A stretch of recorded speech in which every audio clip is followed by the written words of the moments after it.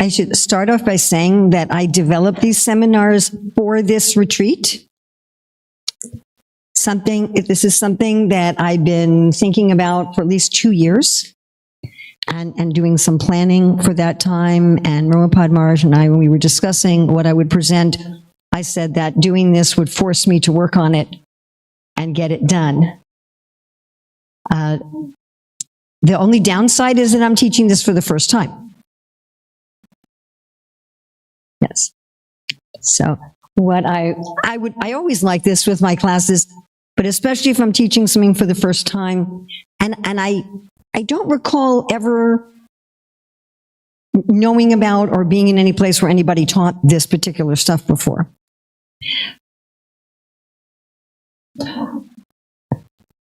So I would be extremely grateful for feedback. What worked for you, what didn't work for you, anything with the timing, anything with the content, anything at all. Okay? Like my godbrother Vaiseshika Prabhu says, I live to be corrected. So please respect isn't just praising others, you know. Respect is also giving people what they asked for. So I am very specifically and explicitly asking if you can give me feedback on any of these. We have 3 sessions that go together here. So any of these 3 sessions.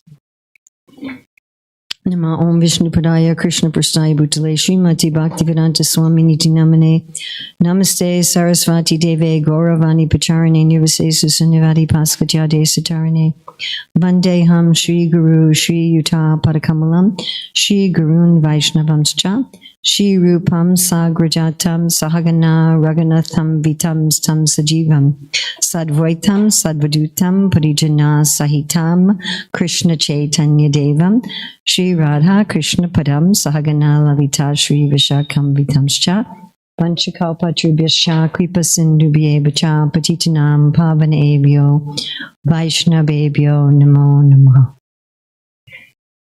So, you know, they say fools rush in where angels fear to tread, and I hope I'm not doing that. But I feel that these issues are of extreme importance if we're going to develop communities where we live according to Vaishnava etiquette. And this is basically, what do we do when things go wrong? What do we do when things go wrong? So our first part today is, what do we do when other people mess up? How do we respond to other people's mess-ups? We're going to look at other people's mess-ups in terms of following the principles, offensiveness. We're going to look at other people's mess-ups philosophically, and we're going to look at other people's mess-ups criminally. And then we're going to end today's session. So we're going to talk about those 3 things more externally. How do we behave when other people mess up? And then the end, we're going to talk about, what do we do internally? What's our internal response to other people's mess-ups? How do we feel about that person? How do we process it? As Maharaj said this morning, right, the biggest block is when we feel offended. So that's what we're going to look at today. Tomorrow morning, Krishna willing, we're going to look at what happens when we're the ones who mess up. I thought it easier to talk about other people's mess-ups first before we talk about our mess-ups. So tomorrow morning, Krishna willing, we're going to talk about our mess-ups. What do we need to do? And then after spending 2 sessions looking at that, then on Monday morning, Krishna willing, we're going to talk about, what is the relationship between penance and bhakti anyway? And I thought about teaching that as the first session, and I've made it the last. And so I also want some feedback on the order of things. Because oftentimes I like to talk about general philosophical principles and then application. But what I'm doing here is the reverse. I'm talking about application and then general philosophical principles. So what does it mean? Because we often say, based on Shastric statements, that, well, if you're doing bhakti, you don't need to do anything else. Like I said to my Tamil president right before I left North Carolina, I said, you know, if you spill milk on the floor, you don't just look at it and chant Hare Krishna, as far as I know. So we're going to look at that on a philosophical level. By the way, this afternoon and tomorrow afternoon, Krishna willing, we're going to be looking at Vaishnava etiquette and Vaishnava dealing through a very different lens. We're going to be looking at it through the lens of Varnashram. And we have our book there, Career Dharma, which was an Amazon bestseller for 2 months. And yeah, that's nice, huh? And it's been taught as an accredited undergraduate course.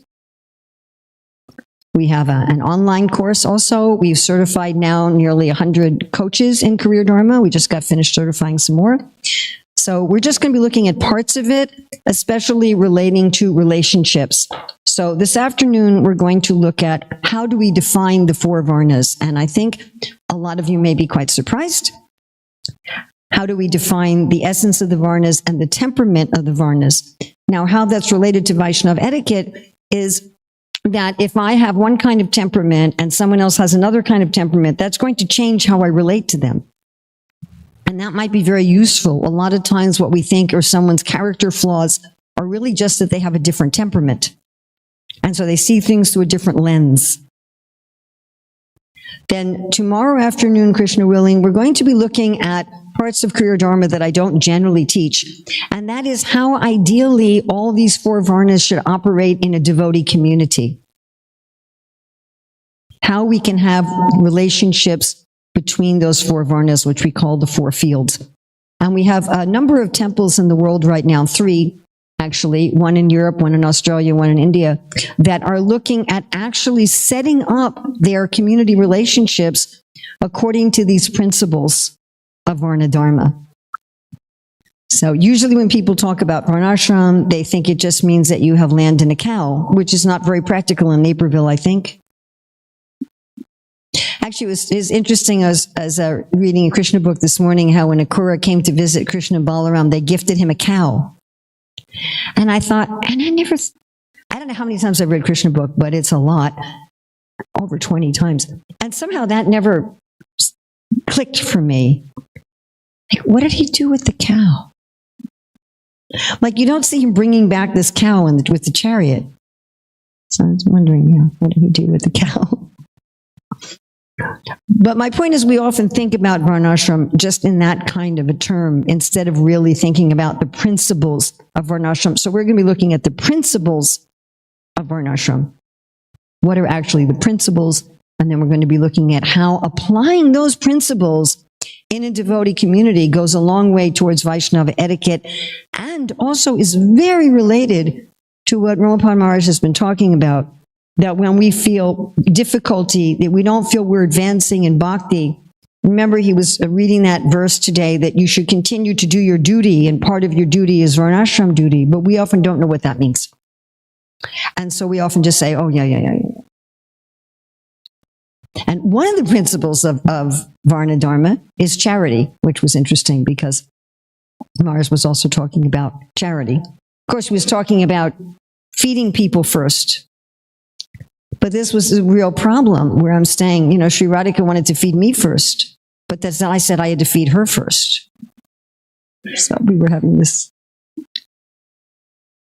I said, if she feeds me first, then I'm going to have the problem of thinking my stomach is better than hers, and then I won't make any advancement in bhakti.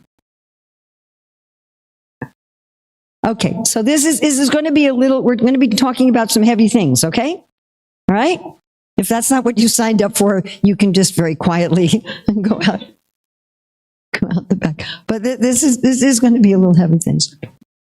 Okay, so we're going to be talking about what do we do when other people mess up? What do we do? How do we respond? How do we respond as a community when other people mess up? Have we had people mess up in our Hare Krishna movement? No, never.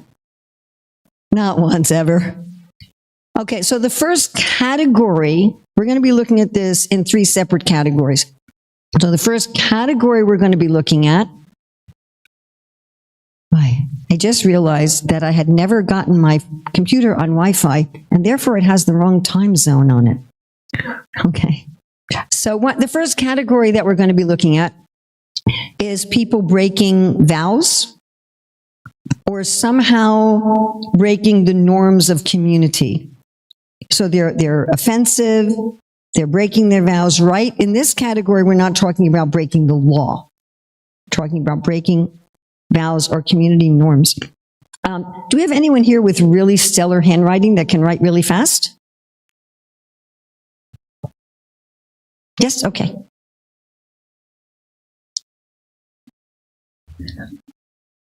Well, I can do it if you don't want to, but then there's no mic there and the camera's not there. And okay. So I'd like to ask, what types of behavior are we talking about here? Not criminal. It's breaking vows or violating community norms, but not criminal. Yeah. Breaking the regulated principles, but not in a way that's criminal. So non-criminal breaking of the regulated principles. So this would not mean like taking illegal drugs or rape or something like that. It would be something. Okay. Anything else? Yes. Only the temple president.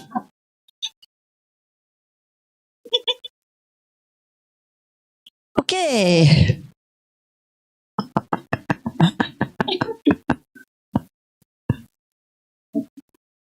For senior devotees. Okay, all right. Anybody else? Yes. Breaking promises. Okay. Yes. Yes. Huh? Criticizing devotees. Okay, yeah. Yes? Cutting in the line. You've been in America for a while now.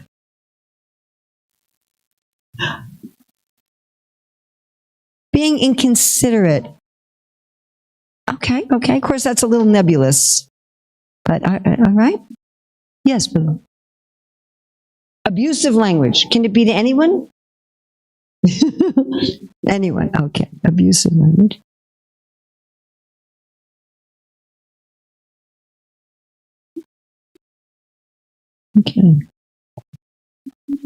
Okay. So we could say fighting about ritualistic things. Yes. Okay. Being disrespectful in let's say disrespect in the temple room. Yes.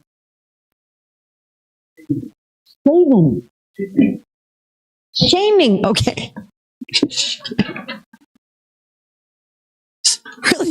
really trying to wrap my head around that. Okay. Stop that. Okay. Shaming. Okay. Well, I think that's sort of borderline abusive language, but okay. Anything else? Can people see what she's writing? Anything else? Not being responsible. That's very related to keeping promises. Yeah. Being irresponsible. Saying you're going to come and do the artik and not showing up.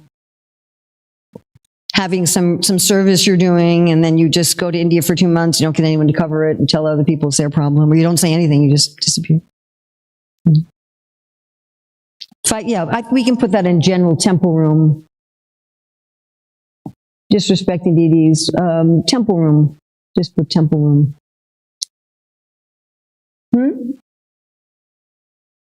It would have to be non-criminal neglect. So we could say, yeah, not supervising children in the temple. That's something you wouldn't call social services for. Well, that's going to be another category. We're going to talk about that kind of thing. Anything else?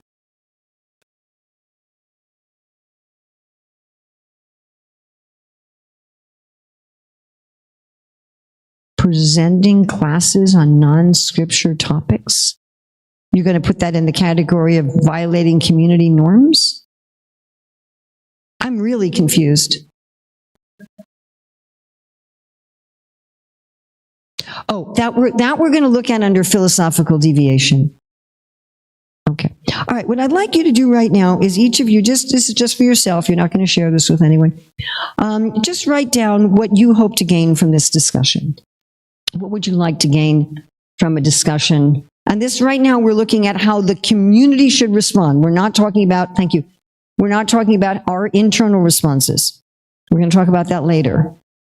Right now, we're just looking at how should the community respond to these sorts of things. And I'm sure some other things we haven't thought of. And what would you like to gain from this discussion? So we're going to look at how these sorts of things have been dealt with by Srila Prabhupada in Shastra, and then we're going to have some discussion. So in a morning walk in Nairobi in 1975, Srila Prabhupada said, "Those who cannot strictly follow our principles, they should not come here. It is bad example. By mistake, if somebody does, he should be regretful and he should rectify. That is another thing.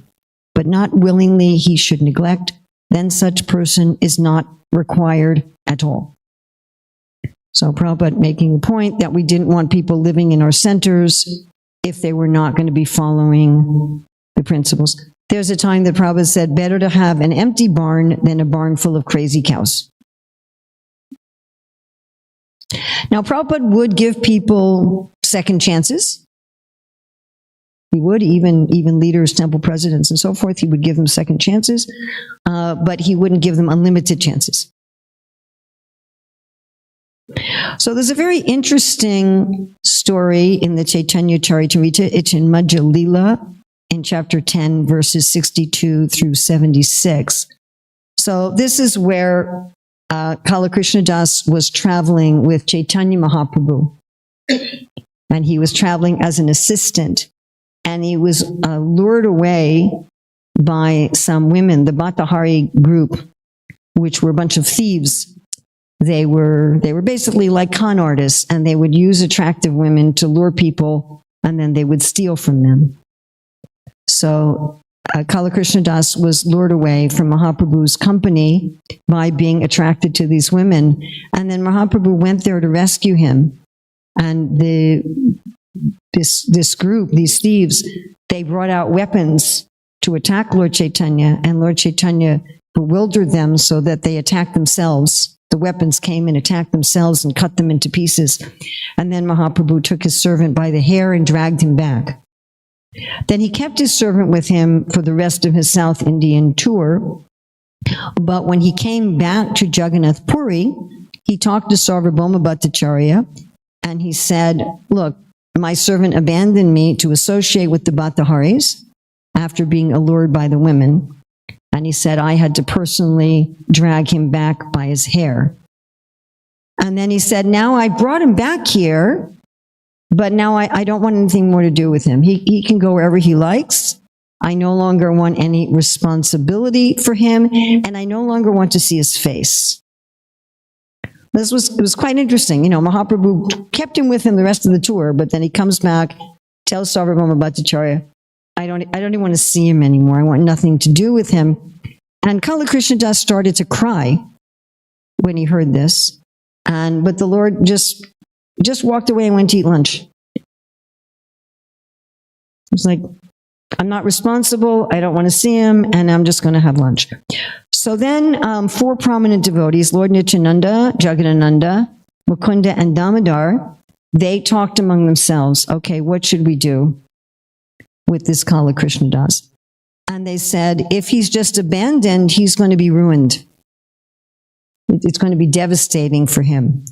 So they decided, why don't we'll give him some service away from Lord Chaitanya. We're going to send him to Bengal and let the devotees there know that the Lord came back from South India.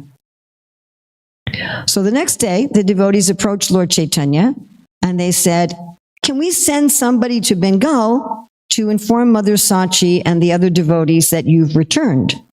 They didn't say, we're going to send him. They just said, can we send somebody? And the Lord said, sure, do whatever you decide. So then after that, the devotees sent Kala Krishna Das to Bengal with Lord Jagannath's Mahaprasadam, and he went to Navadvip. He offered his obeisances to Mother Sachi. He delivered the prasadam and told her and the devotees, that the Lord had returned. Now, this is very interesting because he got the mercy of Lord Nityananda. He got the mercy of Jagannatha Pandit. He got the mercy of Mukunda. He got the mercy of Damodar. So it's interesting. And it's also interesting that Lord Chaitanya didn't immediately abandon him in the middle of his tour. He kept him for some time. And he then had the association of Mother Sachi and so forth in Bengal, but still Lord Chaitanya rejected him from his personal association. And of course, we're going to bring this up also tomorrow. But of course, there's the very famous story of Junior Haridas, whose offense seemed very insignificant. It really seemed like a very, very slight deviation. But Mahaprabhu was actually, he rejected him. He would not have anything to do with him. And he was happy when he committed suicide. He said, oh, he's done a good thing.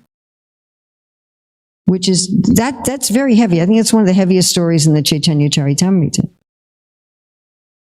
But he was very much like that. Okay, so looking at these examples, I'd like us first, if you could just get into groups of 3 and talk about looking at the way that Sri Chaitanya Mahaprabhu and Srila Prabhupada dealt with people who had fall downs or who committed offenses. What would be an appropriate way for our community to respond to this sort of thing? Again, we're talking about things that are not criminal. We're not talking about rape and theft. We are going to talk about that, but we're not talking about that right now. So people who break their vows, who are, I'm not talking about somebody who falls asleep one time and doesn't show up for the RT. Because if I was, I'd be talking about me because I did that. I would do the noon artik in the Boston Temple, and I would first nurse my baby to sleep and then have someone else watch him and then take a shower and go to the, and when I was, so you mothers with babies know that sometimes when you nurse your baby to sleep, you fall asleep. Yeah, so I fell asleep and then it was 12:10. Where are you? So I'm not talking about something that's a very rare thing, but if somebody is repeatedly not following through on their obligations, they're repeatedly harsh, they're repeatedly offensive to the devotees, how should we respond? So please get in groups of 3 and talk about this, and then we'll talk about it a bit as a group.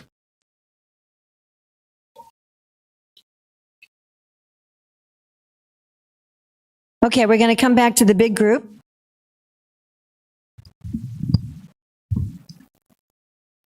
So I'd like to ask some of you to suggest, I'm thinking of that we really want to look at this from 2 points of view. We want to look at this from the point of view of what's best for the community, and then we also want to look at this from the point of view of what's best for the offender. So anybody come up with anything that they'd like to share? What about for the community? Anybody like to share anything you came up with as far as the good of the community? Yes. So we couldn't get to Srila Prabhupada, but we discussed about Lord Chaitanya. And one of the things that we discussed was how Lord Chaitanya was, although in the mood of Radharani, most compassionate, but he was not very tolerant of deviations or principles. Mm. And in that sense, there was this heavy-handedness, and then there is a little bit of soft-handedness with his close associates like Lord Nityananda. Yeah. The same thing with Madai pastime. Yes. He was ready to kill, but then Lord Nityananda softened that blow. And we saw in this pastime that you talked about too. And so there is this heavy-handedness that is required to protect the principles or the ashrama or the society.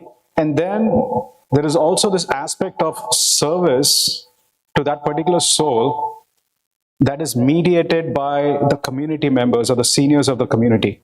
Is not necessarily going against Lord Chaitanya Mahaprabhu, but at the same time seeing how that person is being tied back or being taken care of in some way, maybe slightly at the border of the society.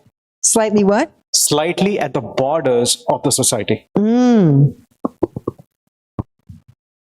I like that insight. Any other thoughts that came up, either from the point of view of what's good for the community and what's good for the individual in such situations? But we'll do it and then we'll come back here. We just have one wandering mic. Do we have another wandering mic? Oh, good. Okay. We were discussing few different things, and the example from Kala Krishna Das, that pastime, where the four devotees actually discussed on how to bridge the gap between now Lord Chaitanya and Kala Krishna, how to bring them together. So we were thinking that when the four devotees have an intention of care about the other person's spiritual progress, who seemingly or apparently have done something like non-criminal violation, then it becomes more of a wholesome community caring towards that principle, toward that person. But if that intention of care is not there, then the talking becomes blasphemy or unnecessary criticism and proliferating unwanted thoughts. Okay. That was someone over here we had? Yes. Yes, both of the devotees in our group shared nice thoughts on how to respond when somebody does some transgression, not that's legal. But step one is speak to them directly and try to understand from their perspective where the behavior might have been coming from or what their intention was, and then if the behavior persists, then take it to some senior who can hopefully communicate to them maybe in a way that we were not able to. And then we kind of left it with a question mark of what if the behavior continues to persist? And Kapil also shared a nice story of Prabhupada. We didn't have the details, but of Prabhupada responding when one devotee in Detroit was... Yeah, I was there. Oh, okay. So you have the details on it? Oh, it was the temple president who wasn't, it was the same thing I'm thinking about, where he wasn't going to the morning program, he wasn't chanting his rounds, and the devotees threw him out of his position.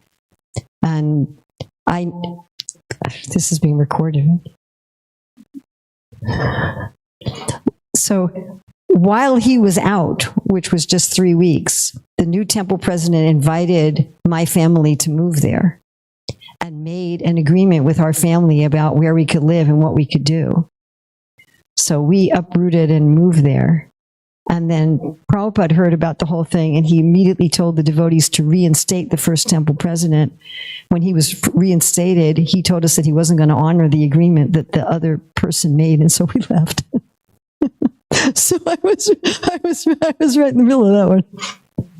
But yeah, so Prabhupada told them to reinstate him and give him another chance. He didn't last long, by the way, once he was reinstated. I mean, he lasted only a few months. By that time, we were already situated someplace else. But yeah, I was right kind of in the thick of that one. Yes, from. By the way, Prabhupada did that on a number of occasions. A number of times when there was a leader who had some difficulty with following the standard devotional process, and the devotees would throw them out. Prabhupada would give them another chance. That seemed to be his general MO.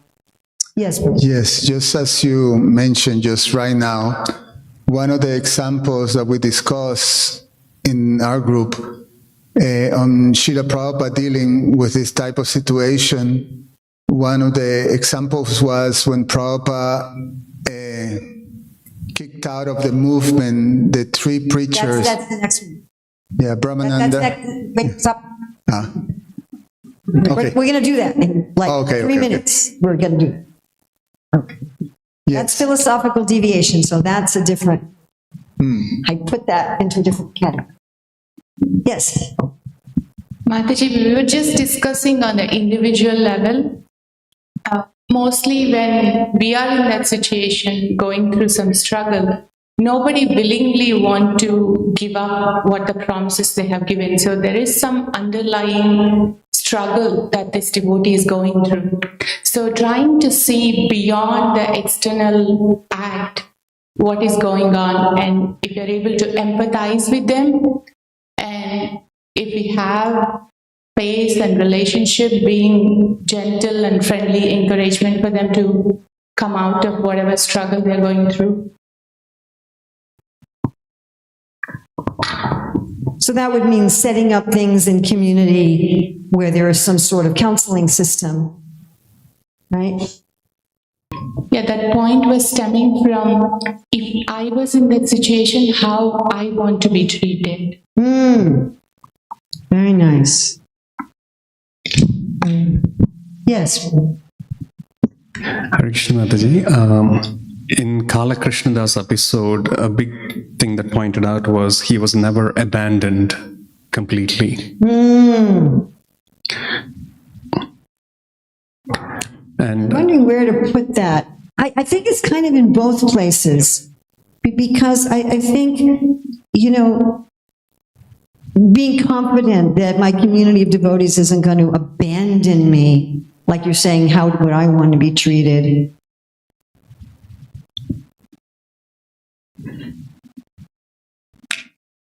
So when I look at this, I see that we want to protect. I really like what the first gentleman said. I thought you really looked at principles, service and care for the offender and protection for the community. And, you know, we may have to move somebody to the border, but we're not, but we're not abandoning them. And to get to the root of what's going on, to find out, to see if we can actually be of help to solve the problem. Do you think that having these sort of policies and attitude in place would make it easier for people to get the help that they need? Yeah? We don't always do all of this, do we? Right? I have to move on to other things. But I'd like you to just note what we're going to do on Monday, Krishna willing. There's going to be a session with how we're going to implement some of the things that we've learned, how we're going to move forward. And so if there's something from any of these sessions that you're thinking, oh, I can think of some way that we could implement this in our Naperville community, make a note of that somewhere. That's going to be, I think, our second session on Monday. Yeah, I know I'm going to have a first session. Is Maharaj giving a first session Monday morning or no? No. So, okay, so I'm doing the first session on Monday, which is going to be the principles of the relationship between penance and bhakti. And then Maharaj and I are going to do a joint session about moving forward and implementing things. So if there's anything from this little discussion you picked up that you think, oh, this is something we could implement, note it on like a separate sheet of paper or a separate thing that we can bring up then. All right, now we're coming to your point. So now we're looking at philosophical deviations. This is tricky, folks. This is really tricky, okay? I mean, already it can be a little bit of a gray area in was the person offensive in front of the deities? That can already be a little bit of a gray area. But how are we going to deal with philosophical deviations? This is really difficult, especially when there's different statements on the same topic in the scripture, or different and seemingly opposite statements from Srila Prabhupada or Acharyas on exactly the same topic. So the GBC asked a few years ago the Shastric Advisory Council to write a paper on fasting on Ram Navami. And so many people said to me, why don't we just follow Prabhupada's instructions? And I said, well, we really have a problem. Because in Prabhupada's letters, he consistently said, fast until the evening and break fast with an Ekadasi prep. And consistently, whatever temple he was at, on Ram Navami day, he would say to have a full grain fast at noon. So the instructions in his letters were consistent with the letters, and the instructions in person were consistent in person, but they completely contradicted each other. right? And this is a situation we have with the origin of the jiva getting into Maya. It's not the origin of the jiva, by the way. That's why people say that. The origin of the jiva falling into illusion. And Prabhupada says opposite things in opposite places. In different places, he says opposite things. And so people can say, well, Prabhupada said this here. Well, Prabhupada said this here. Who's deviating? And everybody's, they're deviating. I mean, and I'm not going to talk about this topic, folks. We're not talking about this topic. And again, we're not talking about these topics, okay? This is not, if you want me to come back and teach hermeneutics, we can do that, but I'm not teaching hermeneutics on this session, okay? So we're not trying to resolve these issues. The issue of women gurus, it's the same thing. Prabhupada says 180-degree things different about women. Yes? 180 degrees. All the way, negative over here and all the way positive over here. And he says opposite things about women being guru in different places. Yes? And so one said, oh, you're deviating. Oh, you're deviating. And we practically have a war on our hands. So sometimes it's not so simple. I know of people who are outraged about in what order we offer things in Artik. Do you first offer to Guru and then Krishna? Because you can't offer to Krishna without first offering to Guru, and then it's the Guru who's helping you offer to Krishna. Or do you first offer to Krishna and then give Guru the prasad? By the way, in my own personal puja, I do both. But, I've heard heated arguments, and it's not just about ritual, it's about philosophy. What's our relationship with the Guru? What's Guru's relationship with Krishna? How do we approach Krishna? And it becomes a very heated thing. So it's not easy. And also, this is also not easy because, and this is a hard thing to say, but it has to be said, often our own material attachments and our own false ego, we disguise as philosophical positions. And we don't even know that we've done that. So we'll have some particular attachment to a particular philosophical, to a particular emotional thing, and we've convinced ourselves that it's principle and it's philosophical. Does this make sense to everybody? That's something you can easily see in other people. But it's not something we can always see in ourselves. You're being emotional, and this is your trauma response, and this is your. But for me, I'm standing on Guru Sadhu Shastra. So all of these situations make it very difficult to deal with philosophical deviations. And I don't know of very many instances when people have been dealt with strongly in our Hare Krishna movement for philosophical deviations after Srila Prabhupada left. I can't think of very many instances. Even instances where the GBC has decided this is a philosophical deviation, they have a hard time sometimes dealing with those people. And I'm not going to get into specifics. But I know of cases where there's GBC resolutions. This is the philosophical point, and people will present something different, and nobody takes action because it's such a difficult thing. So when Prabhupada was here, the most glaring case of this was when there were 4 devotees who were claiming that Prabhupada was actually God. And this is the only instance I know of where Prabhupada actually threw people out of the movement. Where he said, get out, you're not in the movement anymore. And these devotees were saying that we failed to recognize that Prabhupada was God, and therefore we've offended him, and now our whole spiritual life is finished, and so forth. And one of the leaders contacted Srila Prabhupada, which was not so easy to do, and you didn't have a phone in your pocket. And when Prabhupada was furious, and he told this leader, immediately throw them out. And this leader took that very literally, and he put these 4 people on a bus with 25 cents to Detroit. So they get off the bus, and they had nowhere to go and they had no money. And so they literally lay down on the side of the road and went to sleep. And they said in the morning, a little boy came with bread and milk and said, "My mother saw you guys lying on the side of the road and she thought maybe you were hungry." Anyway, eventually they did apologize to Prabhupada, and Prabhupada did bring them back and gave them sannyas and so forth. But that was a very strong dealing. There was one disciple who, again, I'm not going to get into the whole background. We have Manashiksha here. So there's a chapter there that Devaramrita Swami asked me to write about the controversy on Raganuga Bhakti, the criticisms of Srila Bhakti Siddhanta Saraswati, especially by the Radhakund Babajis.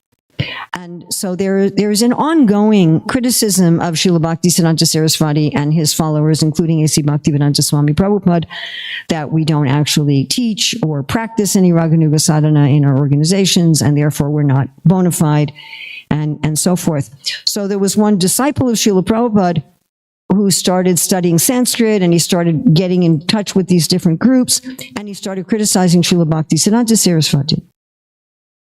Now there's one person who goes around the world criticizing Srila Bhaktivinoda Thakur on these points. And sometimes devotees think that he's very erudite.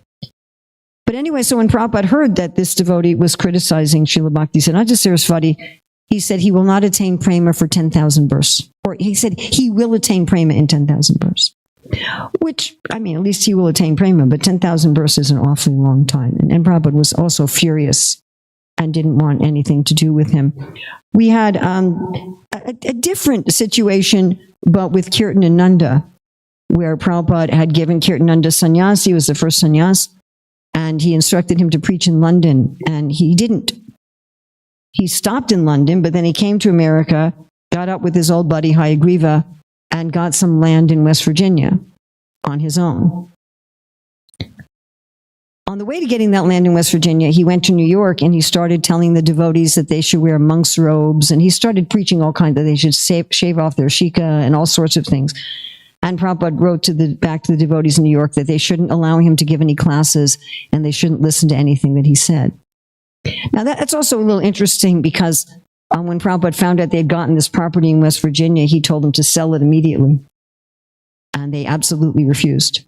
And after a while, Prabhupada said, well, if you're going to keep it, then at least let's make it New Vrindavan. So that was also interesting, and Prabhupada kind of brought him back in.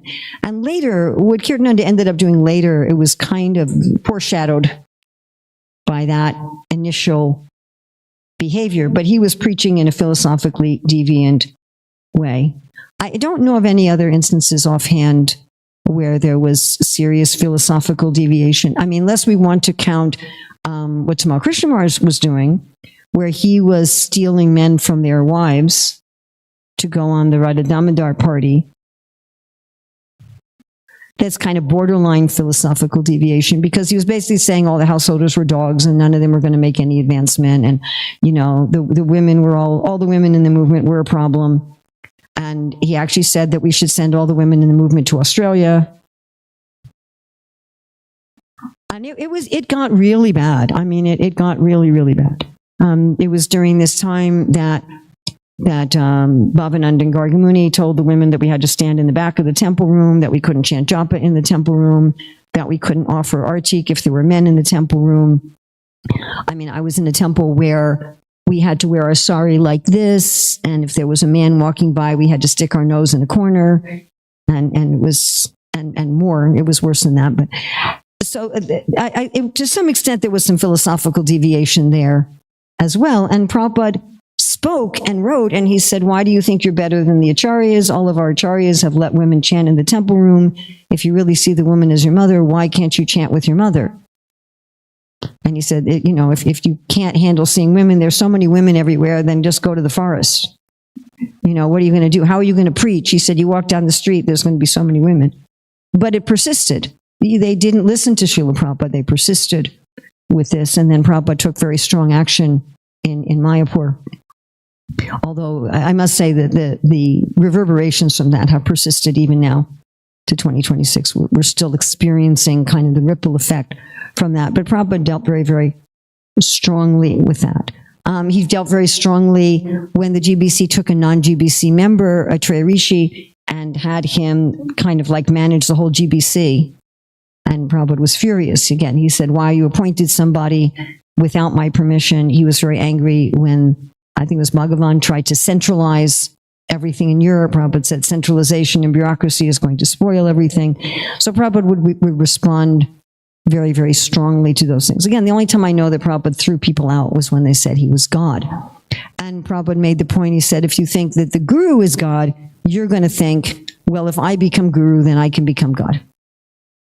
That's the thing. But we know Advaitacharya intentionally started preaching impersonalistic philosophy so that Lord Chaitanya would rebuke him because he didn't like the fact that Mahaprabhu was treating him as a senior. He wanted to be treated as a servant. Then we also have during the 21 hours of ecstasy when Sri Chaitanya Mahaprabhu was giving out benedictions to everybody. And the devotees said, well, what about Mukunda? And he said, well, this Mukunda, one day he's with the devotees, next day he's with the Mayavadis. I don't know what he is. I don't know who he is. You know, I don't want to see him. And then the devotees said, you know, they told Mukunda, Mahaprabhu doesn't want to see you. And he said, well, will he ever see me? And they asked Lord Chaitanya, and he said, after 10 million births. And then what was interesting there is Mukunda's response, where he started dancing. Well, at least after 10 million births, I'll see the Lord. And then Lord Chaitanya said, okay. But we have this kind of strong behavior against philosophical deviations. Now, one problem we have with this is if you're the junior and the person who's deviating is the senior. I mean, you can say, well, this is the duty of the GBC, it's the duty of the Temple Presidents, it's the duty of the Shastric Advisory Councils, it's the duty of those people to spot and deal with philosophical deviations. But sometimes it's not that simple, and sometimes you're not going to write a letter to the GBC about everything. You know? It's just, I mean, sometimes you're hearing a class, right? That's what you brought up. Sometimes you're hearing a class and somebody brings up something. Of course, I'm thinking of one story. So this was in 75 and Henry Street. So the books were just coming out. You know, they were coming out as Prabhupada was translating them. So I was listening to class in the basement with my baby on a speaker, and the devotee giving class made a statement, and I thought, that's not true. Right? So at the end of the class, I go up to the temple room with my baby, and I'm like, you said such and such. Where's that from? And he said, oh, it's in this purport that's just been printed from the book that was just Prabhupada just translated, and it was just printed, and it's here in that purport. And I'm like, oh, wow. So this is also a thing, you know, I've had a number of instances where somebody, I think, and Rupa Swami is not here, but I think it was him. In Detroit. When I think it was Tamal Krishna Maharaj on the Vyasa sign. I have to ask him to check on this. And Tamal Krishna Maharaj said something in the class, and then Ramapad Swami, I'm pretty sure I'm getting the people right, said, Maharaj, did you just say this and this? And then Tamal Krishna Maharaj said, oh, no, that's not right. Like this.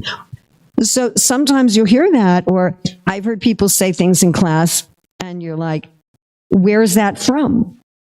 What's your source? What's your praman? Right? And there's one devotee who I greatly respect, and he was telling this story, this Leela, and I'm like, wow, that is amazing. I never heard that Leela before. And so I asked him, I said, that was an incredible story. Where's that from? And immediately he got kind of defensive. And I said, I'm not challenging you. Of course I was, actually. But I said, I'm not challenging you. But this was also true. I said, I'd like to find out where it is so I could read more about it, and I could study it because I thought it was really nice. So that was also true. And then he said, oh, I heard it from such and such person. I'll see him again in December. I'll ask him, and you can remind me then. So I reminded him in December, sent him a little note. Maharaj, can you please ask such and such? Never heard anything else. So I'm never going to repeat that story. And honestly, really honestly, it made me hesitant to hear from this person. Although I like this person, I respect this person, and I think this person is a wonderful devotee in so many ways. It made me very hesitant because this is a person who tells lots and lots and lots of Leela stories. And I thought, what am I going to do? Check every one of them? You know, it became the point. I thought, I don't want to hear this, and then I may bring it into my own preaching or whatever, and I'm not sure. So it can be very delicate when it's not the kind of thing we're going to, write a paper about. It's not the kind of thing we're going to have a GBC resolution about. It's not the kind of thing we want to have a 20-year war going on in ISKCON about. I don't think we should have 20-year wars going on in ISKCON about anything, frankly, but that's just my opinion. But it may be something where we want to make sure that we have the right thing. And then sometimes we have a problem in community where we don't want the community to be misled.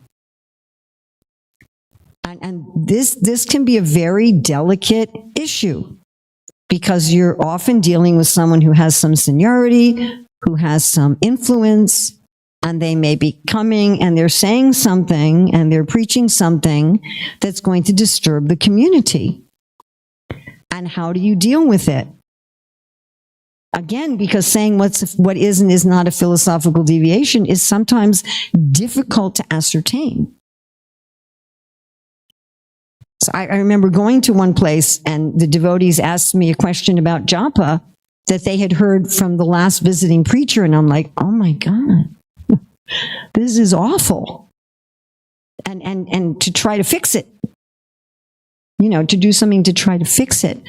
So what do we do? So I'm going to ask you again, if you can just about 3 or 4 minutes, pick a different people. Don't meet with exactly the same people we met with last time.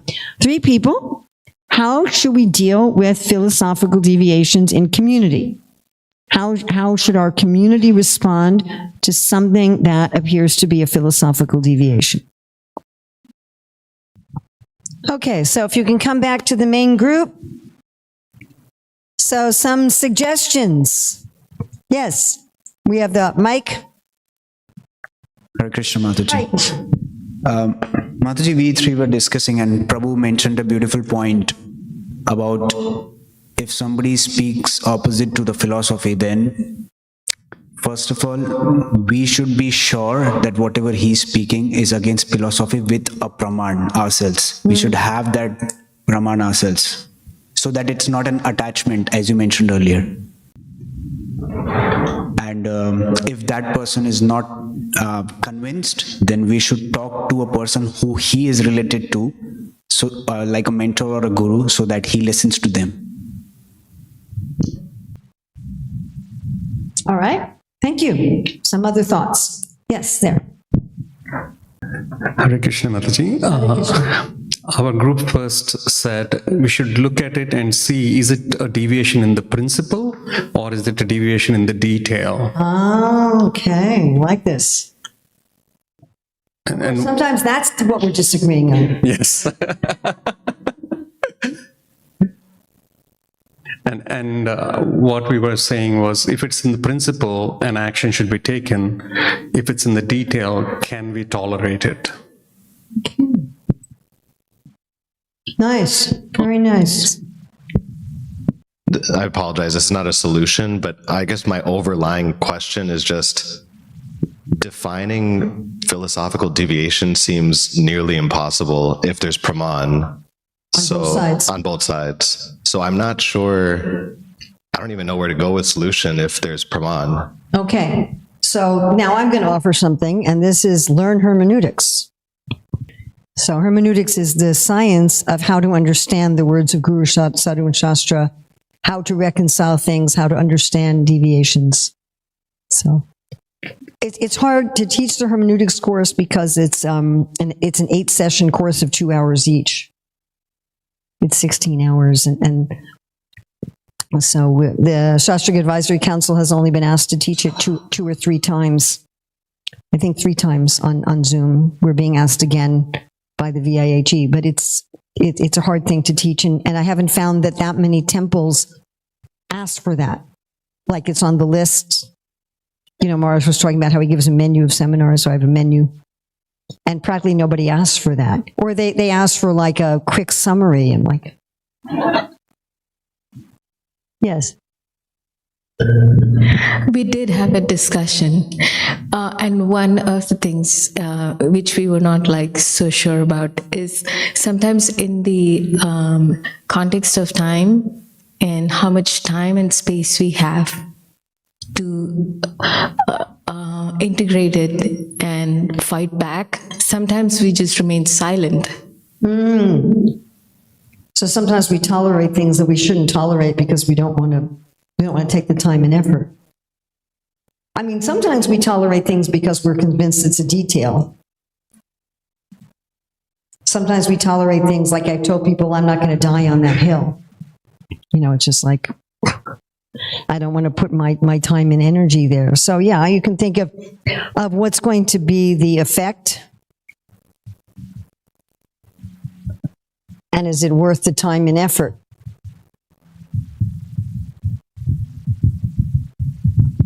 And that's a very good question to ask. Is this something that I'm willing to die for? How much energy, how much time and energy do I want to put into this? Even if it's wrong, how many people are going to be hurt by it? Any other thoughts? Yes. We talked about this yesterday, but if it's pretty clear that the deviation is deviating from Prabhupada's teachings, then in that case, it can be a splinter group of some kind, and you can make that separation. There are shades of philosophical assertions that are borderline ISKCON or borderline Prabhupada's teaching, or borderline clearly outside of Prabhupada's teaching, but borderline Gaudiya Vaishnava teaching, and things like that. But so if it's not Prabhupada, then it should be within ISKCON. So this is, of course, a greater discussion than we have time for right now. But this is the principle of unity and diversity, the fact that there are many branches of the Chaitanya tree, and the fact that different branches of the tree may have different views on things, which again are not necessarily principles but details, and that in order to try to keep us from having 20-year wars going on that never get solved, like the perpetual Middle East fighting kind of thing, that it might be, sometimes it's wise to have a 2-state solution or a 3-state solution. And can we actually, have a pleasant relationship with people who are worshiping Lord Chaitanya, but they want to do it in another way rather than trying to get everybody to agree and to accommodate everybody. And this is something that people really strongly resist. That we have to get absolutely everybody has to be under the same umbrella. But then we often have these things simmering for a long time. So especially if they're big things and people won't budge on anything. But this keeps coming up in our movement, doesn't it? About all kinds of things. Yeah, some other thought. Yes.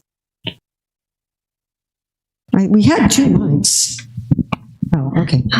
We talked about having a mentor that you trust, that you can ask any clarifications or questions to, so that you don't just blindly follow with the crowd. So trusted what? Mentor. Kind of our dream in the SAC with teaching hermeneutics would be that at least on every continent, if not in every community, there'd be a group of people who are trained in hermeneutics that can deal with these kind of things. That if something comes up in community, you can go to them and say, hey, there's this contention, can you at least solve it for the community? Any other thoughts before we move on to the next topic? We'll take you and then that'll be the last one. Yeah, you, yes. So 2 things we had. One is when the deviation happens with one person in the community, a mature balanced devotee should address that one person so that it doesn't proliferate. And if it is already a group that is discussing this, then again, the group has to be addressed separately. To Who would do that? that's another thing that I wrote down, that each community, if we have lots of different committees, this festival organization committee, so many committees, but perhaps we should also have a committee who would be thoroughly researching Guru Sadhu Shastra, and that's the committee for them. Okay, so there's this kind of idea that a community has like some sort of group that specifically, like we have groups that deal with child abuse, that we also have some groups that we can go to if something foments in the community. Yeah. Okay, again, if there's something that's come up here that you think might be useful for implementation, please make a note of it. And this will be discussed on Monday. Okay, now we're going to look at criminal actions. It looks like I am going to be going a little bit over time. Is that all right? Or, I mean, if you leave at noon, you'll miss the personal response, because that's what's going to happen here. Okay, so what kind of behavior, I'm not going to write this up there, but what kind of behavior are we talking about when we're talking about criminality? Child abuse, what else? Rape, theft. What else? Sometimes harassment is a crime, like stalking and things like that. Can be. Domestic violence, any kind of assault. So we have, child abuse, rape, theft, assault, could be arson, although I don't know of many instances of that. Murder, yes. Misuse of power tends to go in the first category of violation of community norms, rather than in something that would be criminal. Yeah? Fraud. So if it's criminal fraud, yeah.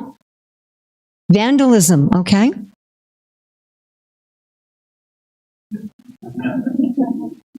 Thanks. Okay, so we're looking at these kind of things. Do these things sometimes happen in our devotee communities? Yes, they do. We wish that they never would. But they do, and especially assault is not uncommon, frankly. I know of a number of cases where there's been some assault situation. Of course, we all know that there's been child abuse situations, there's been rape situations, there's been theft situations, fraud situations, vandalism. I don't know of any arson. Murder, rarely. A couple cases of murder, a few, probably less than 5 that I can think of, but it has happened. So these things actually do sometimes happen. We'd like to think that they would never happen, but they do sometimes. Okay, I'd like you to write what you would like to get out of this session. Just going to give you a couple minutes. What would you like to achieve? What are you hoping that you will achieve from this session? Just for yourself. So we first want to point out that Srila Prabhupada made a very clear distinction between how he responded when devotees had some fall down from their vows and how he responded when people misappropriated funds or property. And then he would always advise taking legal action. So just a few examples. This is from a letter to Sukadev in November 1975.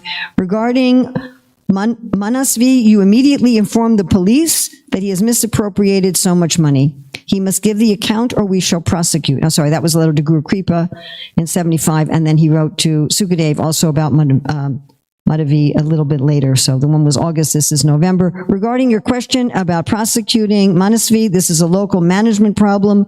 So therefore, you should issue some warrant. So Prabhupada was talking about getting a police warrant and prosecuting him for stealing money from the temple.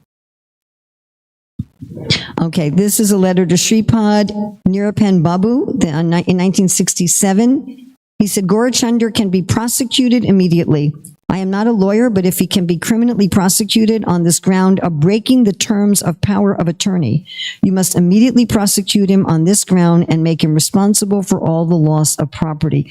So this is obviously some sort of problem with the contracts, where some devotee had signed a contract and this resulted in some loss of property, and Prabhupada wanted legal action taken. And this, I'm sure you've heard this. This is from Harisari's Transcendental Diary. He said, Prabhupada was very upset to hear that a young boy was hit by a teacher. He emphasized very strongly this should not be done for any reason. And he quotes Prabhupada as saying, if a teacher hits a child, he should not just be sent away, he should be hanged, he should be hanged, he should be hanged. And he declared, and he stabbed his right inlet fingers, he should be hanged, he should be hanged, he should be hanged. Now, not that Srila Prabhupada expected us to be vigilantes and go out and hang people. But in other words, he was saying this is not just a case that somebody's, drinking alcohol and we say you can't live on the property anymore. But in other words, that this was something where we should take some sort of legal action. Okay, this is a letter to Tejas in 72. So far, Dvijahari is concerned, if he tries to commit any further harm to you or attack you physically, inform the police and have him arrested. So this is a case of assault. And Prabhupada says if he assaults you, you have to inform the police and have him arrested. So here's another one with theft. This is on a morning walk in July 74 in LA.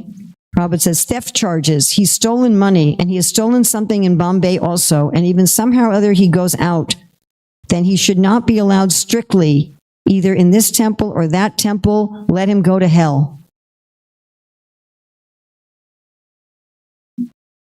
So there Prabhupada wasn't talking about getting the police, but he was saying he can't be allowed in the temple and he should go to hell. I thought that was pretty heavy.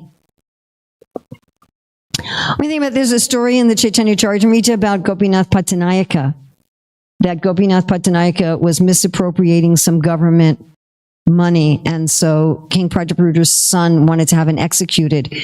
He was actually just trying to scare Gopinath Pattanayaka to come up with the money, but then the news reached Chaitanya Mahaprabhu. I'm not going to get into the whole story right now, but although Lord Chaitanya indirectly ended up saving Gopinath Pattanayaka to the point that King Prajaparudra even gave him a senior position and a salary raise. But Lord Chaitanya told him, he said, you shouldn't steal the government's money. This is, he avoided Gopinath Pattanayaka getting punished in any way. In fact, he was rewarded, which is kind of interesting. But he said, you shouldn't be stealing the government's money. We'll have a discussion of that. So he obviously didn't want his devotees to be engaged in criminal activities. There's an interesting story in the Bhagavatam about Nahusa. This is from Bhagavatam 9:18-3. So Nahusa, the father of Yayati, molested Indra's wife Sachi, who then complained to Agastya and other brahmanas, and the saintly brahmanas cursed Nahusha to fall from the heavenly planets and become a python. So even though Nahusha was very highly placed, in fact, he had been running the heavenly planets while Indra was out of station. When he went to molest or rape Indra's wife, so he was thrown out of heaven and he was punished by being a python. So here we have the monkeys, pigs, and dogs in Vrindavan. So this is a lecture in 1972 in Vrindavan. Prabhupada says, it says in the Shastra, the karma is reduced for the devotees. Means in other place, if you commit some sinful activities, then you have to accept a body, and then evolution will take place gradually, and then you will come to the human form. But in Vrindavan, karmadi nirdahati, suppose through your sinful criminal acts, you become hog and dog. Next life, you're elevated. That is karmadi nirdahati. The karma, the cycle, a fruit of activities is reduced, but you have to accept, but nirdahati. So Prabhupada's saying, normally if you do something sinful, You'll have to take birth as an animal and then gradually evolve back to a human. If you do something sinful in Vrindavan, your karma is reduced, but you still have to have some karma. You'll have to take birth, they'll often say, as a monkey or a hog or a dog in Vrindavan, but it will just be that one life. But there will be some karmic reaction. We can also note that Prabhupada often talks about how when the government gives someone a punishment, that can reduce or eliminate their karmic reaction in future lives. So we'll say if you're a murderer and you're executed by the government, then you don't have to suffer anything for that murder in a future life. So one of the reasons for going to the legal authorities is for the benefit of the person. So part of it is for the benefit of the community. That we don't want thieves and rapists in our community, to protect the community. But the other is actually for the benefit of the person. That if they're punished by the government is said to represent God.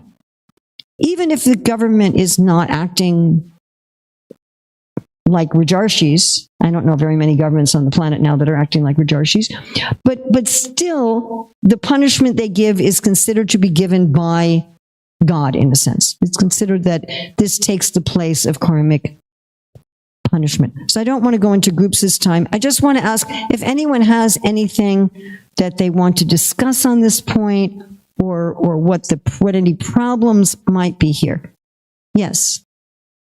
We should have a microphone, one on each side, so that makes it a little easier. And Jamuna Jivana, dance time. Dance time. He asked me if I was going to dance as a signal that he had to pass out the handouts.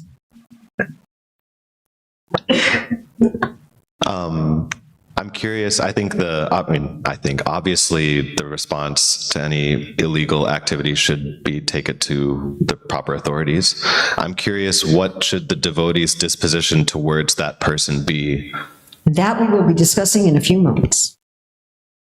That's our last and final topic for this morning. Thank you very much for this topic. I feel like it's just so relevant and important. So one of the questions that was popping up again and again is two things. First is when something big happens, one of the things that comes to a devotee's mind is how would it reflect on the image of the organization? How would it reflect on Srila Prabhupada if I actually voiced what I'm going through? And so that was one part, like how does one address that? Okay. And the second part is, usually when someone is in the midst of something like huge, like, it just hits us at an emotional level because we see this person has been helping us, and he's doing something deviant in a minute. So, what I personally feel there has to be systematic training, especially for people in administrative roles, so that they can quickly recognize and address it.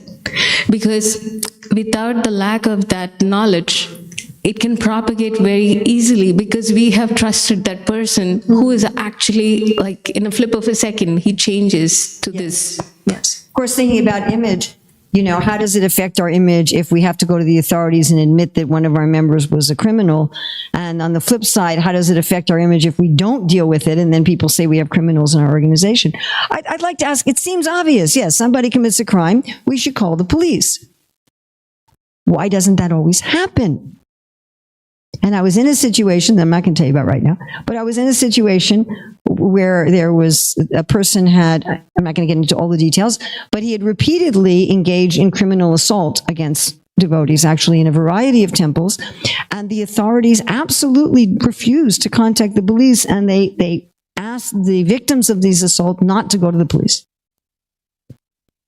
So what is it that prevents us from doing that? Well, why don't we just naturally say, okay, this person has stolen something, they've assaulted somebody, they've raped somebody, we have to call the police.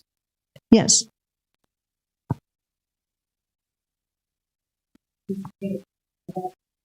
Prabhupada was extremely compassionate, and he has given shelter to all sorts of people. And so you are now being extremely rude, and you are breaking the law of Srila Prabhupada by calling the police.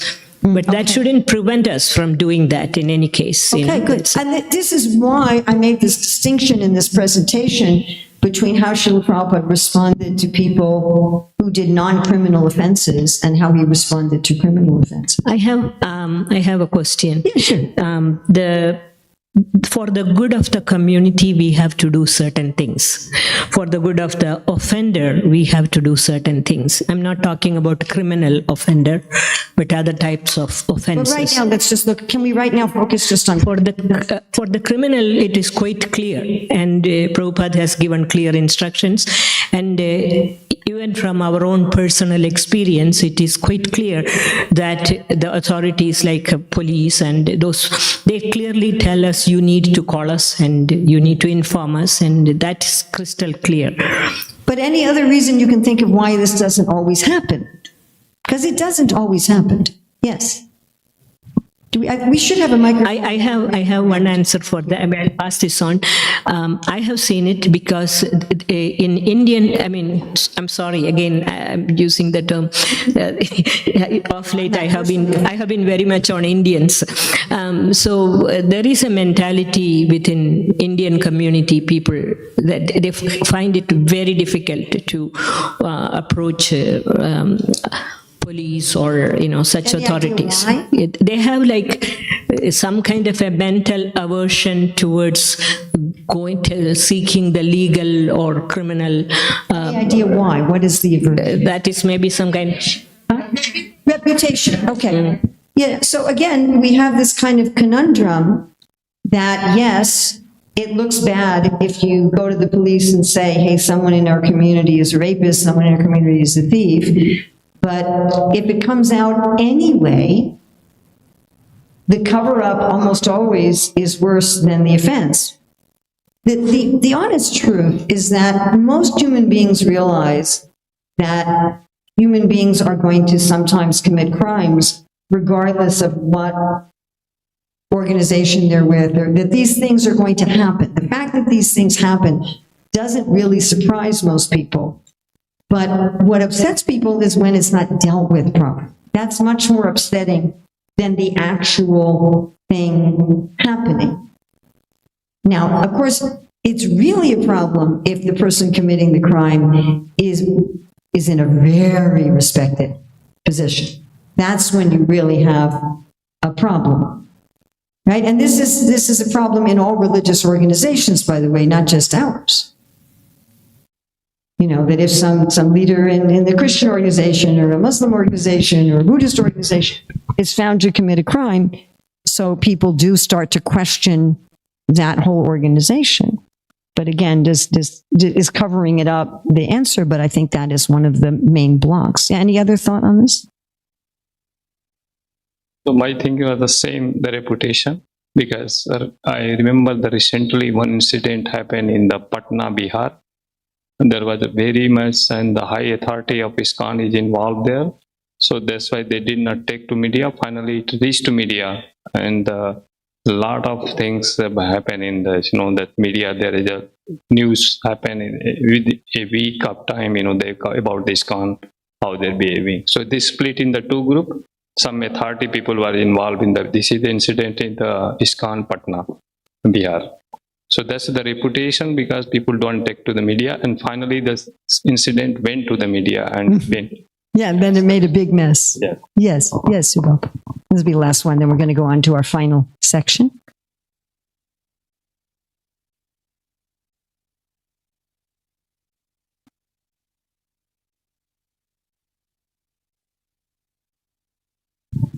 Yeah, I was just thinking that it really also there's an element of different cultures have a different way of dealing with the same problem, and but nevertheless you see it like in the Catholic Church in the West. the same thing happens, that it happens also in India or in different places. One of the things that I notice is this idea that within the family, you resolve the situation. You don't want to take it outside the compounds of the community or the family.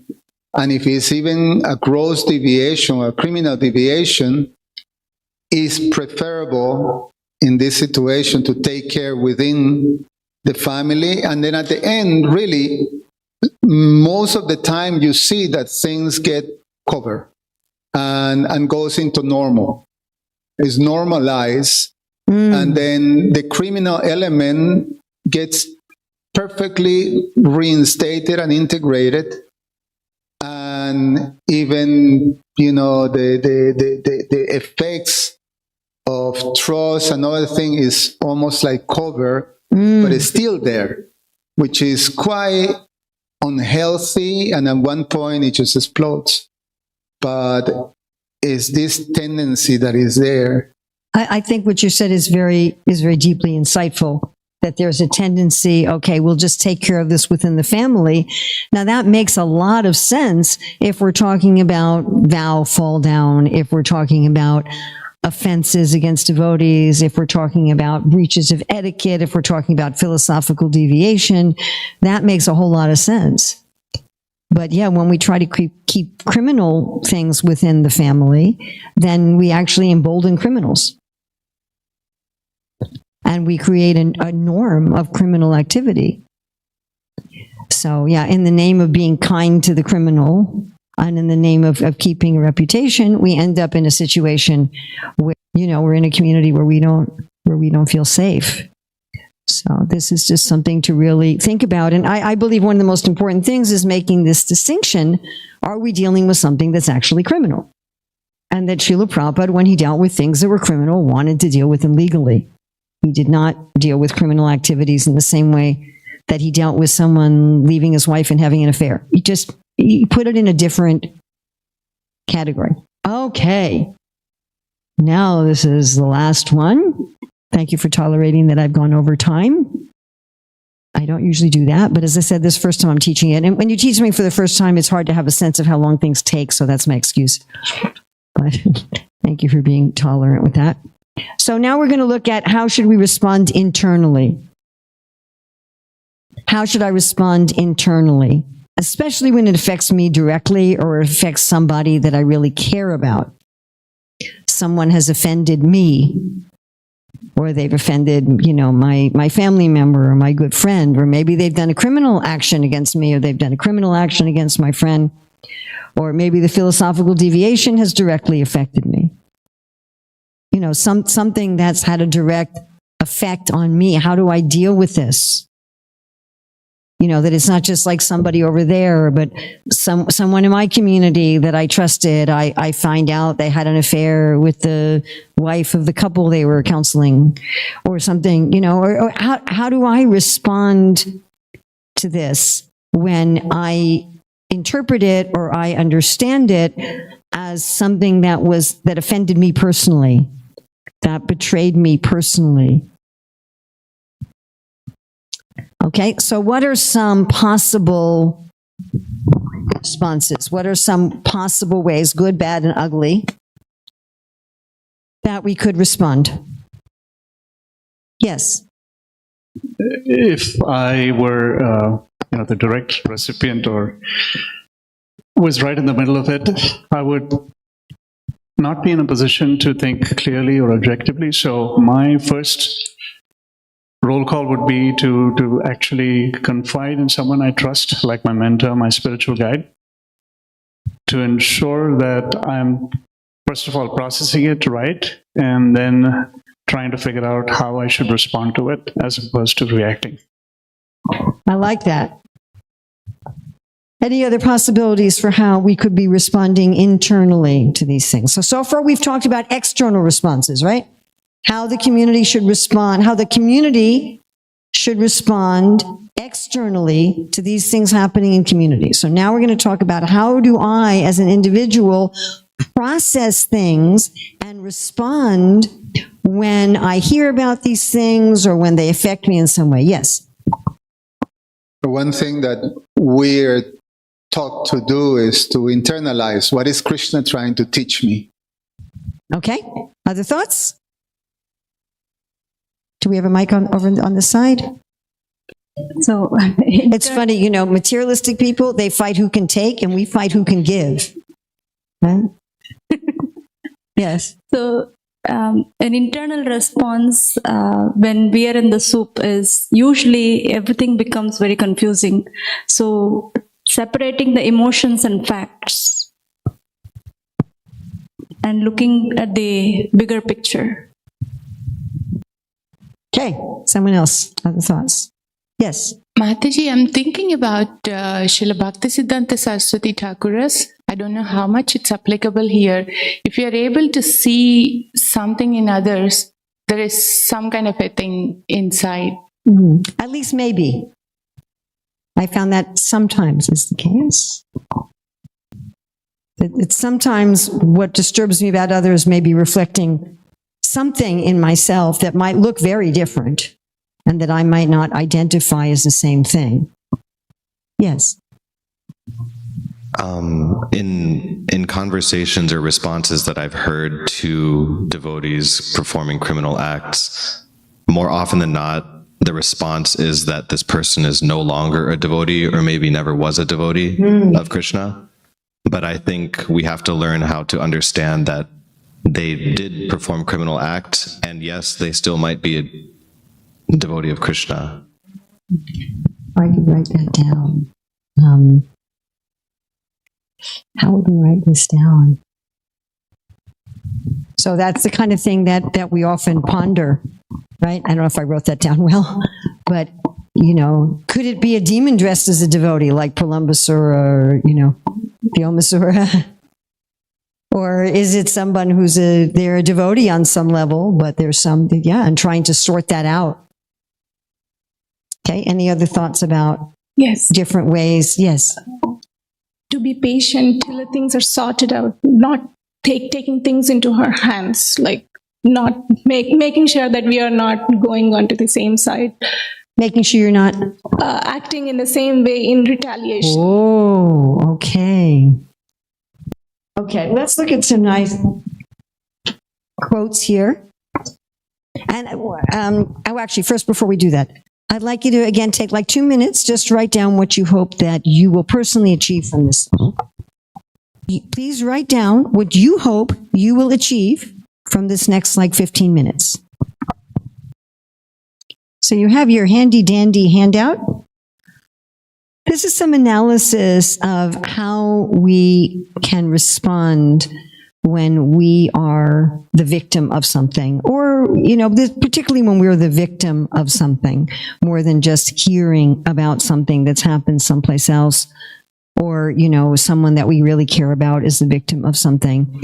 And again, that can be something just like an offense or a disrespect or a betrayal. It doesn't have to be an out-and-out assault or theft or something like that. So what's on the bottom here is lower than what's at the top.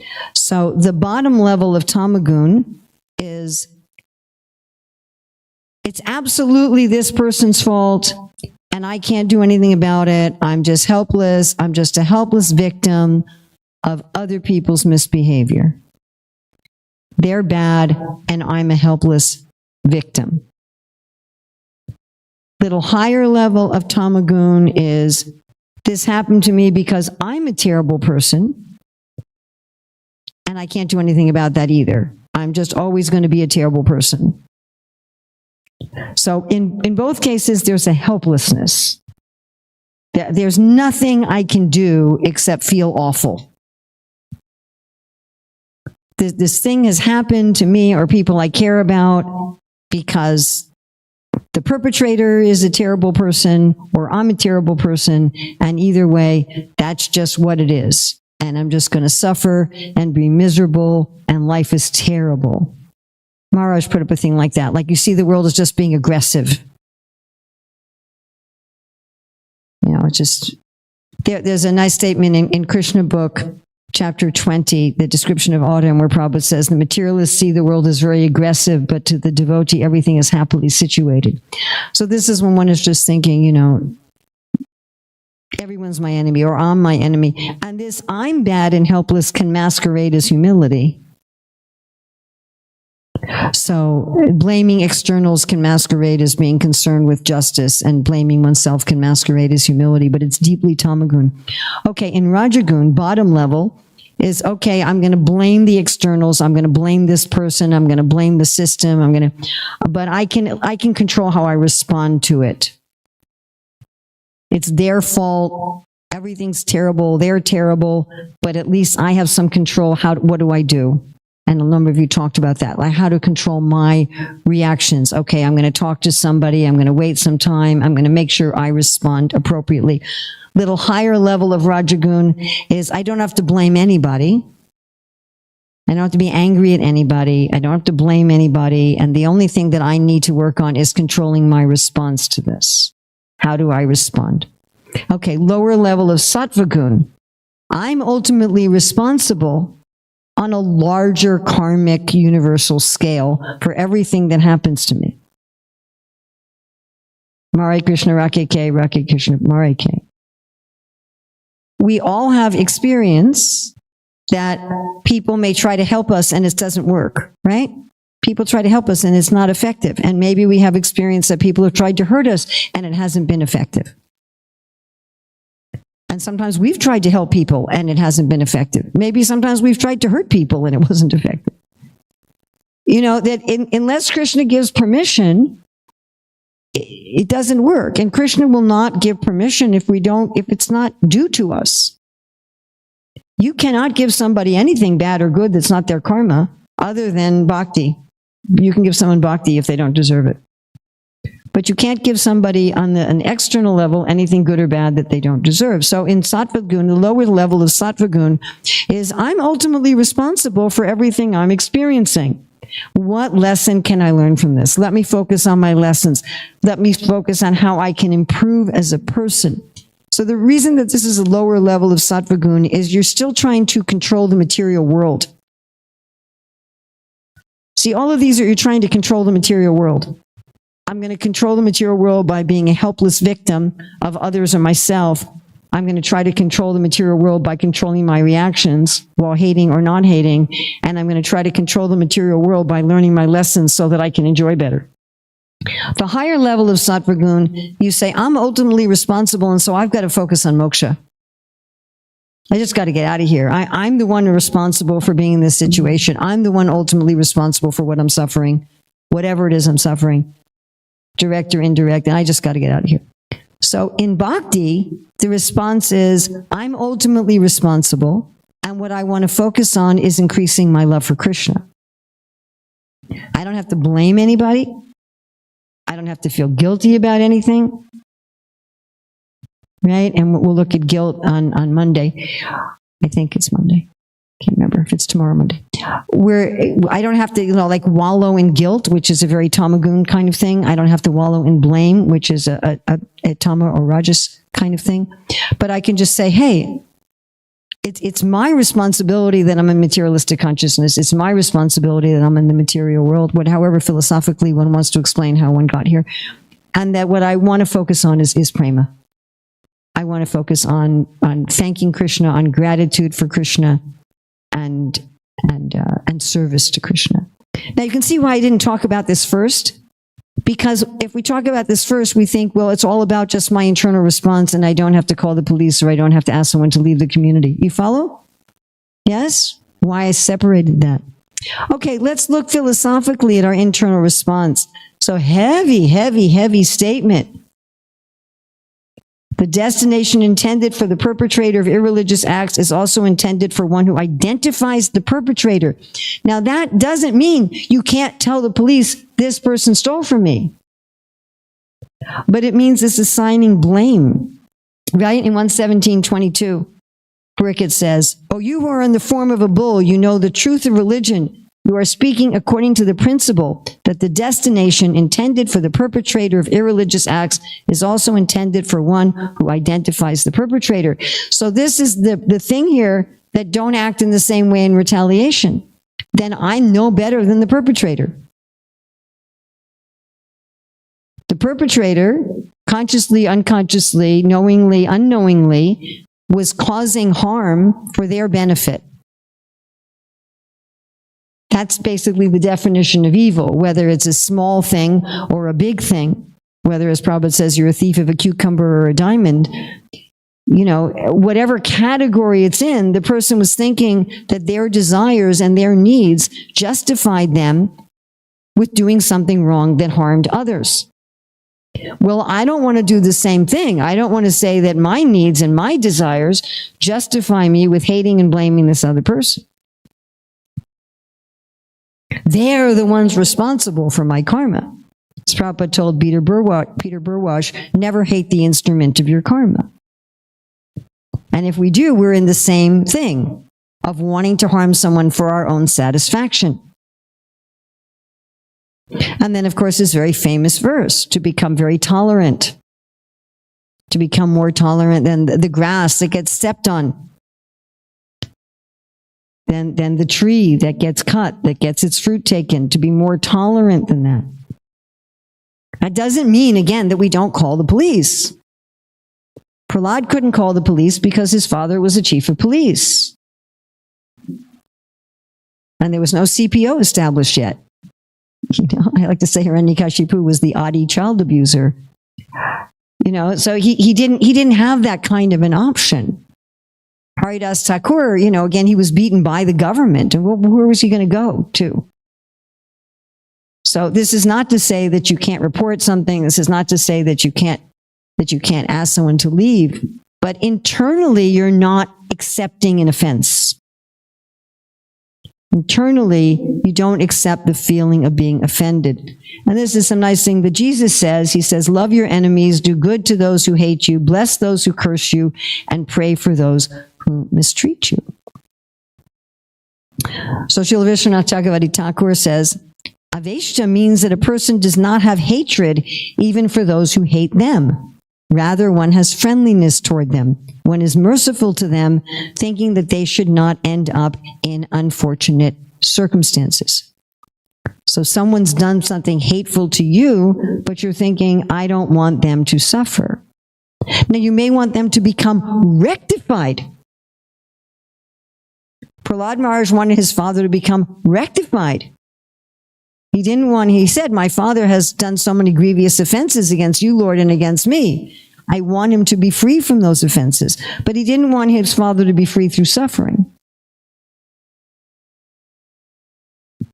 Prabhupada writes in his purport to Gita 12:13-14, this person is acting as my enemy due to my own past misdeeds, so it's better to suffer than to protest. Again, it doesn't mean you don't tell somebody what's going on, but it means you don't have a mood of I'm a victim and I have to blame. Krishna says one who's dear to him, he by whom no one is put into difficulty is very dear to him. And Prabhupada in this purport to 12.5 says, no one is put into difficulty, anxiety, fearfulness, or dissatisfaction by such a devotee. Since a devotee is kind to everyone, he does not act in a way to put others into anxiety. Someone has put me into anxiety. Someone has put my community into anxiety. Someone has put the whole international society into anxiety. But I don't want to put them into anxiety. And who is not disturbed by anyone. Again, Prabhupada's purport to 12.5. If others try to put a devotee into anxiety, he's not disturbed, because a devotee is always engrossed in Krishna consciousness and engaged in devotional service. Such material circumstances cannot move him. Generally, when a materialistic person is expecting some retaliation from an enemy, he's in a state of fear. So one has this conviction, Mare Krishna Rakhe Rakhe Krishna Mare. Of course, this very famous verse, Tatenu Kampam Sukshamikshanano, that when we're having some distress, whether we're having some distress on our personal account, on the account of someone we love, on the account of our community, on the account of our greater community, our response is that we say, Krishna is just karmadi nirdahati, he's reducing my reaction, and I offer more obeisances to the Lord. So now I'd like you to write individually I want us to take just about now 4 or 5 minutes, write individually. You're not going to share this with anybody. One time a devotee said that, write something you're not going to share with anybody, and then he asked us to share it. I said, Prabhu, you can't do that. So you're not going to share this with anyone but God. I'd like you just briefly evaluate how do you respond when in, the local or the general community, there's any of these things we've talked about. Deviation from norms, fall down, offenses, philosophical deviations, criminal behavior. How do you respond? You give yourself a little evaluation here. And then, are you happy with how you're responding? Is your response, is it helping you? Is it helping your goals? Is it helping the other person? And is it helping the community? So I want you to ask those questions of yourself. This is just for self-reflection. I'm not going to discuss this with anybody. How do I respond when either it impacts me or I hear about people deviating from the principles, deviating from community norms, philosophical deviations, criminal activities? How do I internally respond? Is the way I internally respond, is it something I'm happy with? How does that affect me? How does it affect the individual who's the offender? And how does it affect the community?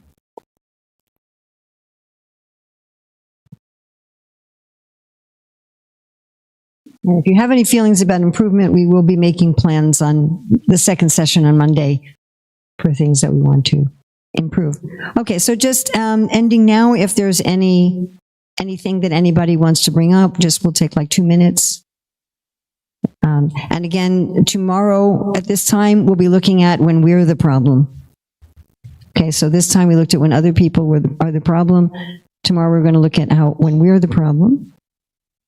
And this afternoon, we're going to be looking at the Varnas to define them, to understand the temperament, so we can better understand ourselves and the people that we work with. And if you think you already know yourself and everybody you work with, so you can get a really nice, wonderful idea of the beauty and the logic and the brilliance of Krishna's system of varnashram and why Prabhupada wanted to institute it. So yes, some thoughts on this section about our inner response. We'll just probably take 2 or 3 points and then we will break. Do we have a wandering mic somewhere? It's funny how we always end up with 2 on one side.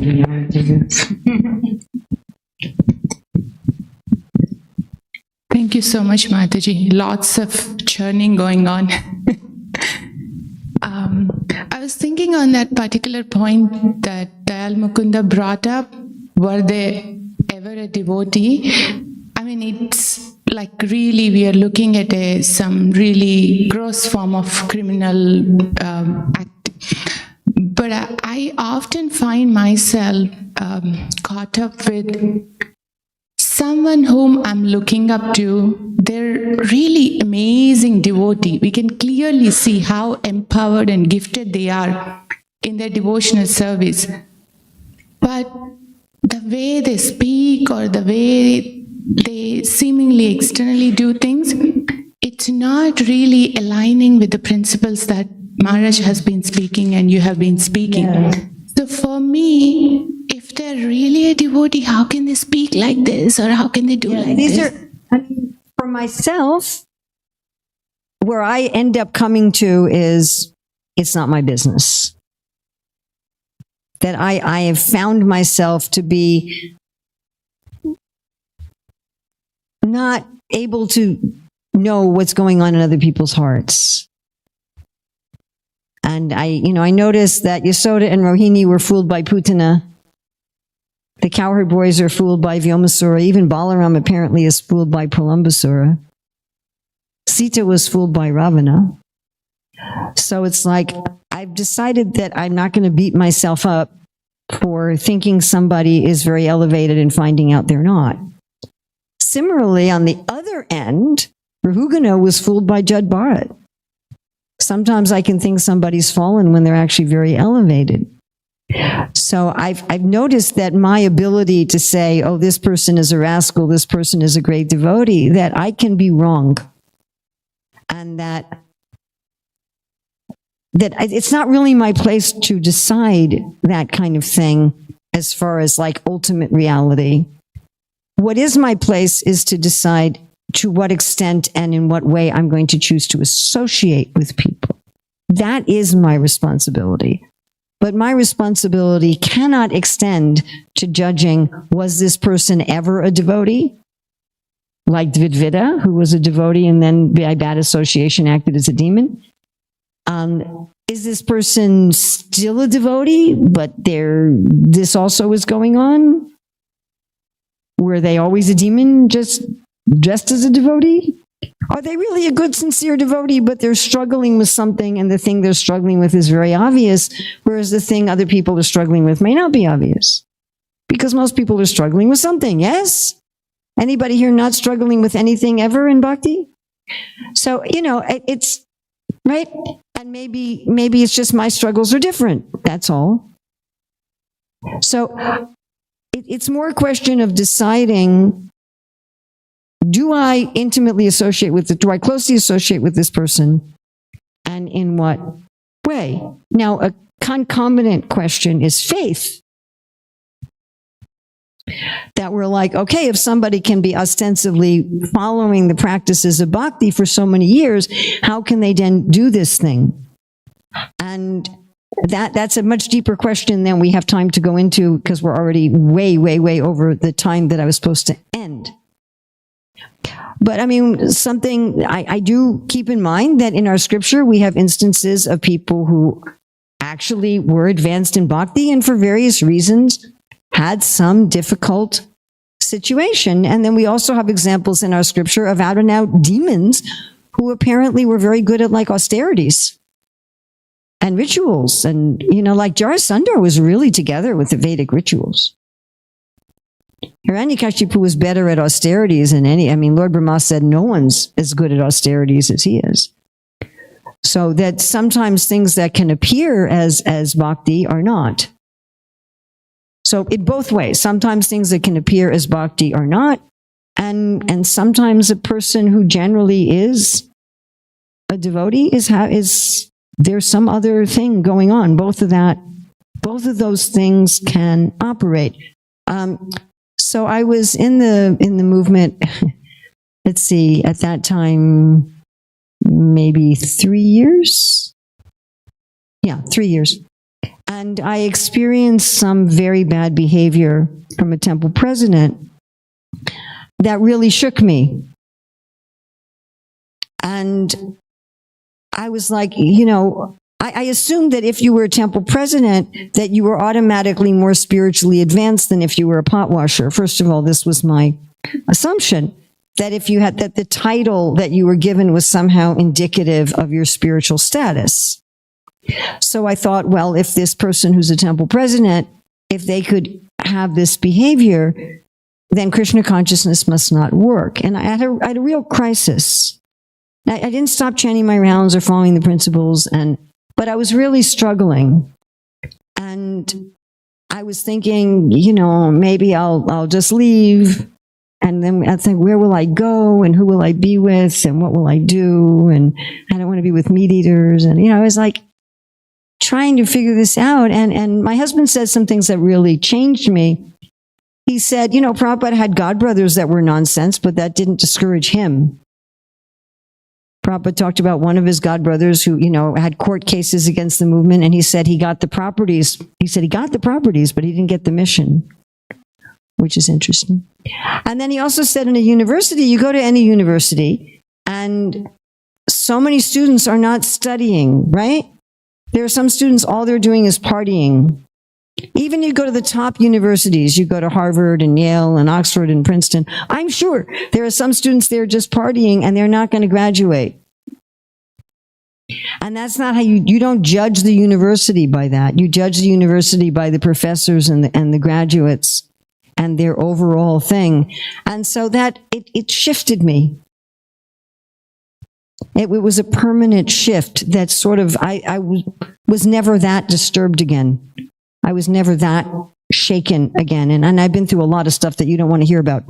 But I was never shaken to that extent that I thought, okay, my faith that there's a God and that God is Krishna and that Prabhupada is giving me the way to find that God who is Krishna, that was there.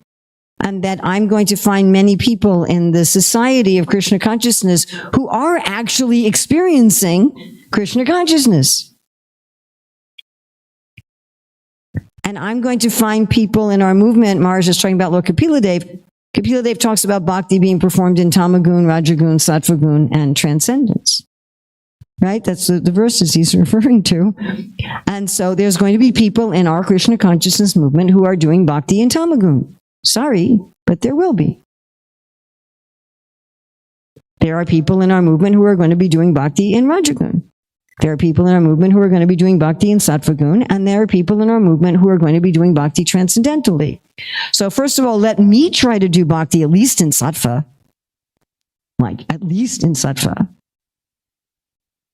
Better that I do it transcendentally. If I can't do that today, then let me at least do it in sattva.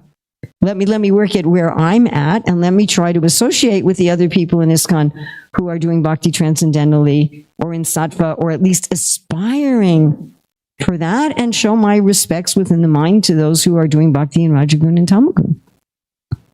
And if people are doing bhakti in rajagun and tamagun, what did Maharaj quote? They're offering oblations into ashes. They're offering oblations, but they're offering oblations into ashes. They may be very good at the rituals. They may be very good at the show. They may be very good at the, Let me not be like that, is the bottom line. Let me not become like that, and let me not be surprised that we're going to have some percentage of people that are like that. That's just... I'm just going to assume Krishna knows what he's talking about. I usually find that a pretty good idea. And that's just the way it is. And that, again, let me not be like that. And who knows? Maybe this is my 100th birth practicing bhakti, and maybe I had 25 births practicing bhakti in tamagun. But seriously, really seriously. So, even if someone's doing bhakti in tamagun, eventually, like Prabhupada says, if you're lighting a fire and pouring water, eventually it will get going. So that's what's helped me. Okay, thank you very much for all of your patience. My apologies that I went over time. And we do have a book table set up with my books here if you're interested in getting a book. So the temple is selling the books. I'm happy to sign them for you if you're interested in that. So anything good in this presentation is from Srila Prabhupada and our Shastra and all of our Acharyas. Any mistakes or anything wrong in this presentation is my responsibility. So any mistakes here, please either correct me or ignore them, and please take the good. Thank you. Hope to see you this afternoon, Krishna willing. Srila Prabhupada ki jai.